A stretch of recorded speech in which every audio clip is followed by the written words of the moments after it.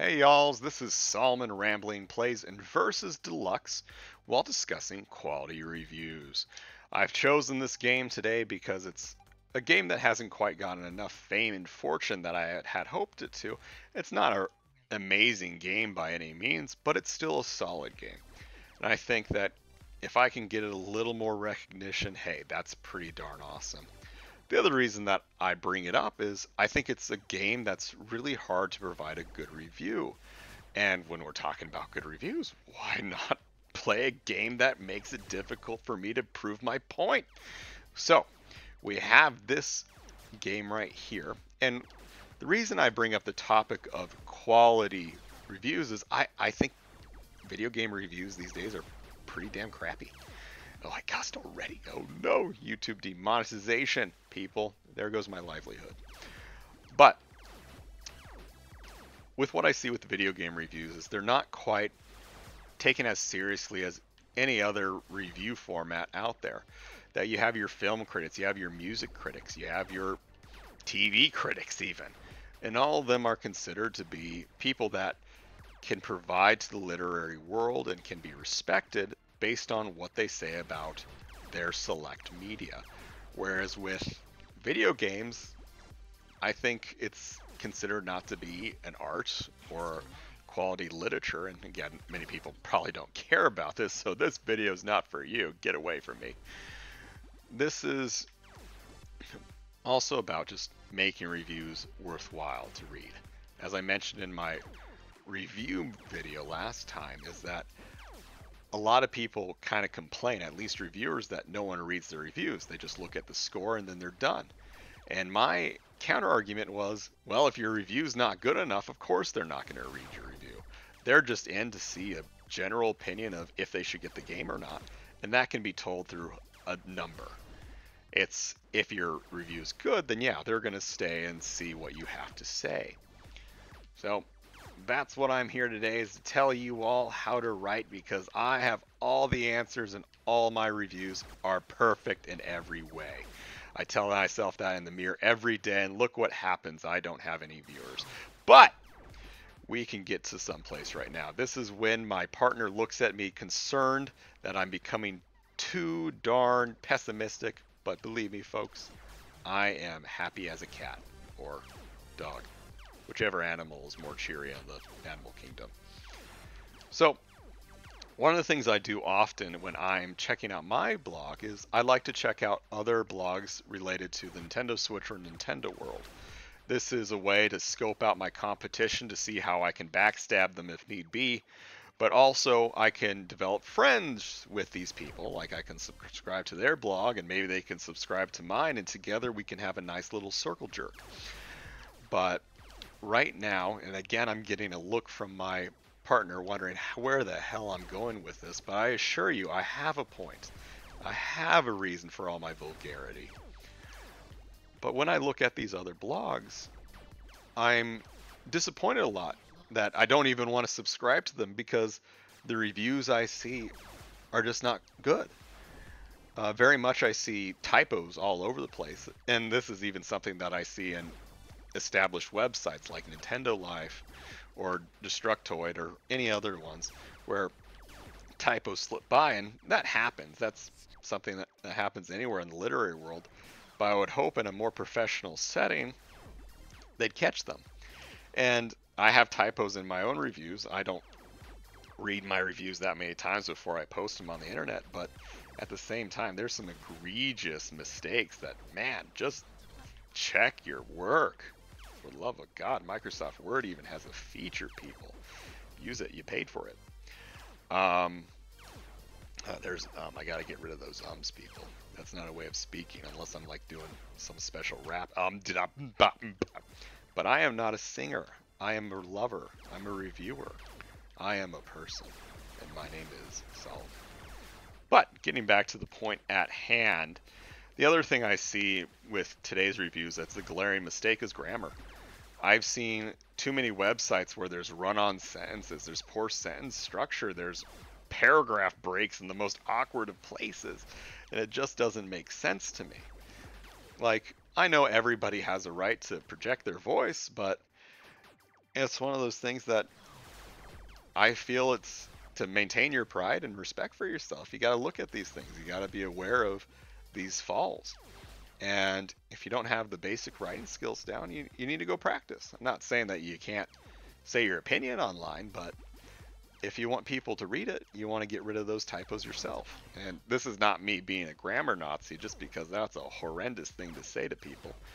But I'm saying this because when I see those mistakes, I'm less likely to read the rest of your review. But those are more in terms of structure reviews. I want to get to more content. And what I base my opinions on, what makes a good review, is very much what I learned from Roger Ebert. I'm going to basically throw up his Wikipedia article right now, so if you guys are interested, you can skip 5 minutes ahead of time, or, skip the video entirely. Whatever suits your mood for the moment. Yes, partner, I said something that was also sad. You can call me a grumpy cat later. Anyway, people. Oh, now she's embarrassed because I keep talking about her. But it's okay, everybody. Okay, I died. Game over. Oh, game over.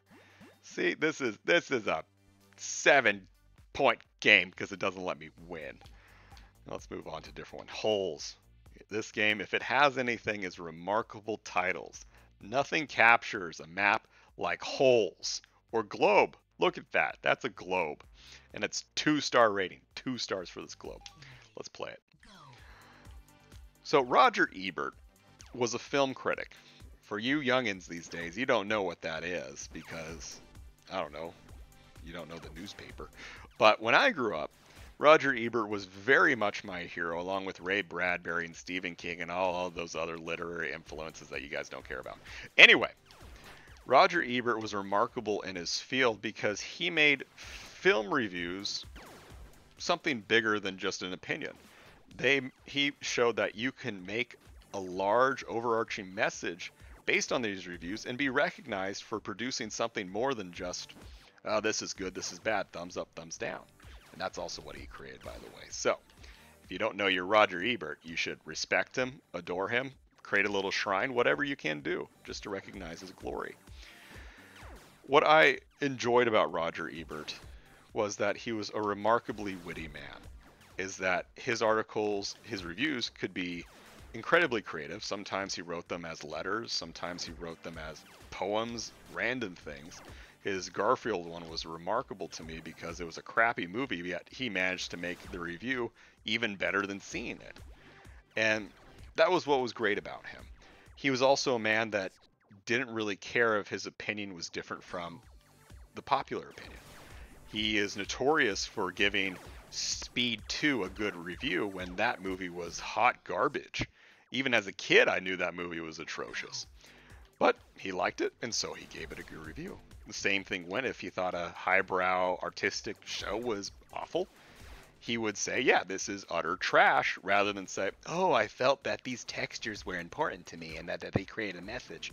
No, he wouldn't be convinced to believe such crappy, I don't know, opinions. Oh, well, God. Oh, jeez, that was atrocious, people. Let's try to redeem myself by doing this again. And again, one objective marker of how good he was is he was the first person in film to get a Pulitzer Prize for film critiques, for film reviews. That he had done something that no one did before, was make film reviews quality literature. And that was back in 1975. I don't know if I said that already, but now if you've heard it twice, you know for sure it happened in 1975. And so that's why I think he was a quality reviewer. One of the other things that was remarkable about him is, in addition to saying his opinion, he would recognize what other people were thinking, though. Like if he watched an action movie, he was going to rate it based on the opinion of people who enjoyed action movies. And yeah, he'd say his opinion at the end of the day, but he was able to bring some objectivity to generally a subjective subject. And so that's what I enjoyed. With me and my reviews, I'm not necessarily a person that cares what other people think, and so that's probably a fault, who knows. But I review based on what I think. And for some games like Doom or Mario and Rabbids Kingdom Battle, yeah, I will weigh what other people think because those genres aren't particularly my favorite. But generally, what you read is what you get about Solomon. Oh, that was close, people. I'm alive, though. I'm well, and I'm gonna die. Lady Luck loves me. Anyway, and I'm gonna squander that. We're not gonna get to a play. Okay, there we go. Clean slate. We can move on. And what we'll move on to is the 5 components of a review that make it good. And now I have my partner laughing at me because she thought that was a wonderful transition. And now she's making the middle finger at me saying, don't include me in this. But she's part of this. And now she's saying that she never flipped me off, but I can make whatever story I want. You guys can't see her or can't hear her. Anyway, one of the components of a good review, in my opinion, is length. Now, this is not so much content, again, about structure, but I do think it's a very important argument. My reviews are typically, I think, 1,000 words in length. The main way I mark it is that it's 2 pages in Microsoft Word. And if it goes beyond that, then I got to worry about how much I'm talking or how much I'm writing. I am a rambler at heart, but at the end of the day, not everybody wants to hear me talk. So length is important.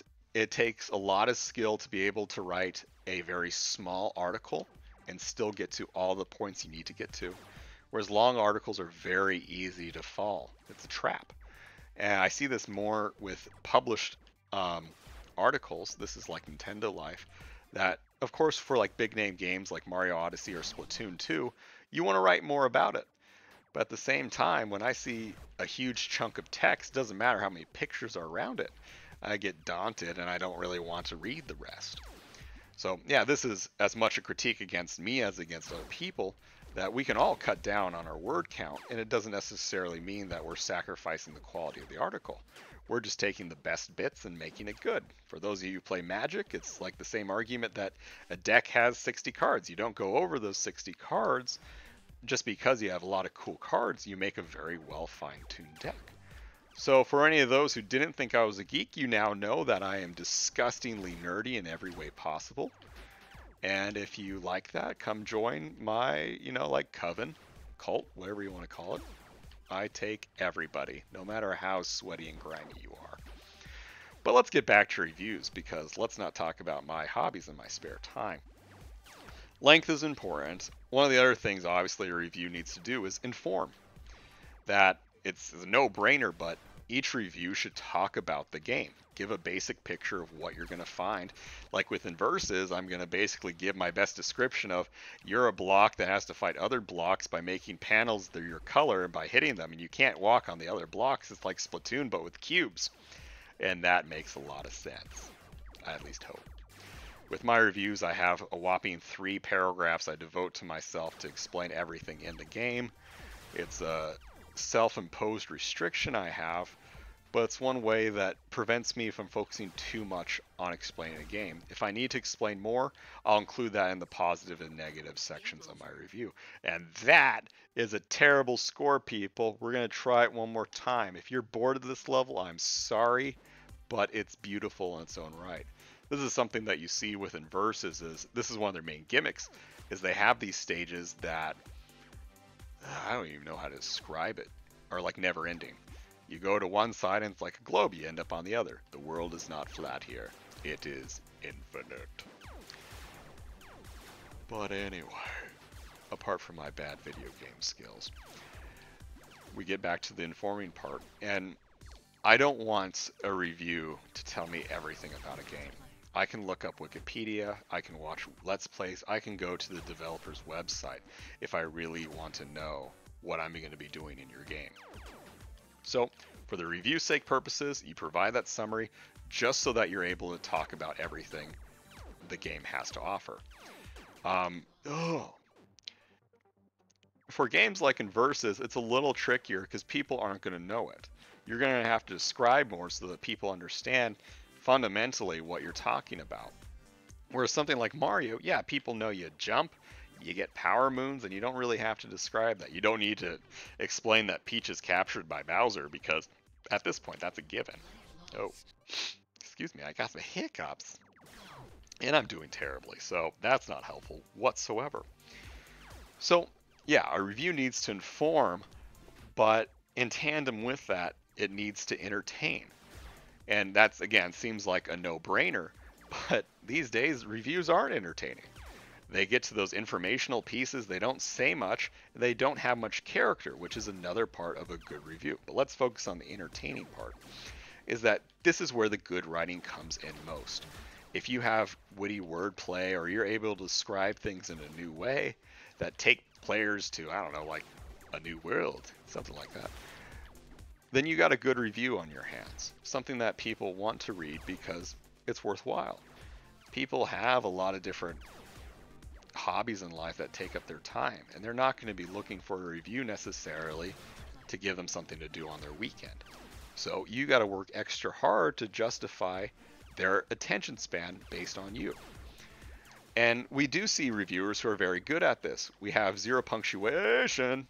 Ha ha ha, I lived, and I'm still alive, oh my god. Okay, we're in a good place, people. Zero punctuation, for those of you who don't know, creates these little videos where he's super antagonistic, basically, towards the game. No game can make him happy, and so he'll pick out every single fault in it, and he's not so much summarizing anything, he's there to make jokes with his very sardonic outlook. And it's quality work. I enjoy it. But it's not your traditional reviews. Okay, there I go. Hey, I almost got a high score. Let's do this. We got this, people. And so zero punctuation does that well. One of the things I don't think he does as much is critique the article itself. Like, yeah, he'll hurl a lot of insults at it, but when you're focusing only on the negative, you're not necessarily getting the full picture unless you're playing like a one-star game. But obviously critique is what a review's there for. You review the actual game. And believe it or not, I don't think people do this. It's something that they think if they just write about a game, they're reviewing it. And oftentimes they'll spend 90% of the article summarizing it. High score. Did I get any more stars? No, because I suck. Okay, let's select a different map. So they'll spend 90% of their review just describing the gameplay, which is not necessarily what we want. And then that final concluding paragraph says, this game's good, I like it, you should buy it, must have, get it at Blockbuster, rent it, whatever. They do that. Oh my goodness, I've forgotten how chaotic this gets. And so there needs to be more of it. In my own reviews, I have the 3 positives and 3 negatives, and it's a little stereotypical, you could say, but I do try to make it a point that you know what's good about a game, what's bad. So like even a game that I don't particularly like, you're going to get an opinion on it of what you may like if you like the genre. Oh man, this is going to be another one where I'm going to have to retry to pretend that I'm good. So that's what I find with those games. Elsewhere, oh yeah, that's right. The bullets go everywhere. Let's keep doing it. Yes.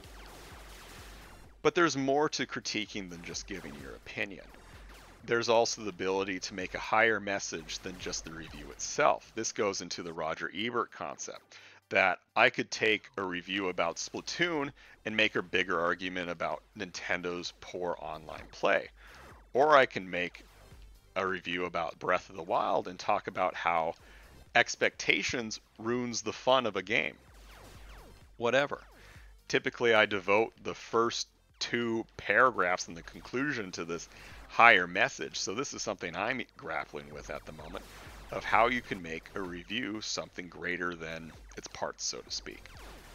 And at this point, I don't know if there's a good example who quite does this. One more time. The one that comes to mind is game theory. Game theory, for those who don't understand, take game concepts and try to make an overall message about the game's story, try to delve deep into a deeper meaning, what have you. And sometimes it's very interesting. He can create some outlandish ideas that make sense at the end of the day. But it doesn't necessarily go beyond that. Like, yeah, you say something about the game itself, but it's locked in that microcosm of the game's world. I used a big word, people. Scrabble win for Solomon. I almost gave away my real name. Oh no. But anyway. So he does a good job in that aspect. And I don't expect anyone necessarily to be super good at that from the outset. It's something that I've identified as a good review score, and crap! That was not good. Let's go to the other side of Inverses so you can get a little view of what that looks like, the versus mode itself. And we'll do 2v2. But what I do expect reviews to have at the very least is an opinion. Bring that final piece to it so I know whether I should get the game or not. And after that, yeah, do whatever you want with the review. It doesn't have to have this great big message. Then you got yourself a solid review. Die. Let's see, now I'm trying to just figure out the rest of it. Oh yeah, we get to the fifth component. That's right, people. I have a summary here. I have my whiteboard to tell me where we're going here. But the fifth component is your character. I see a lot of reviews these days that use the impersonal we. It's like, we as a company or we as a review site thought this about a video game, and this humble reviewer thinks this, and I think all that's a bunch of malarkey. You don't need to say that. I am reading a review not so I get a professional opinion, but just so I get an opinion. I don't want to read an essay, and in those essays, yeah, you don't want to use I because it seems unprofessional. But for the rest of it, yeah, tell me who you are. Tell me why you have this opinion. Give me a glimpse of who you are as a person. I want to know you. I want to take you out to lunch, have a good time. But I'm not going to get that if you're just going to give me, oh, this is what our website thinks. And, oh, I'm going to use, some people may think, although I use that too, so scratch that one. Pretend it's a good factor when you think of my reviews. But anyway, we get to this game right here. And bringing out the character for my reviews, this is why I bring the rambling allusions and metaphors and random stuff like that. I'm trying to create this character who attempts to be witty. Sometimes my jokes hit the mark, sometimes they don't. I look back at some of them, I'm like, ugh, I produced that. And that's not bad or good, it's just a person developing their own style. One person I think who has an incredible personality, at least what they've developed, is the Jimquisition. He's known for being even more critical than Zero Punctuation. And I personally don't like him, but I gotta give him credit for what he's established. He's established this persona that people want to see.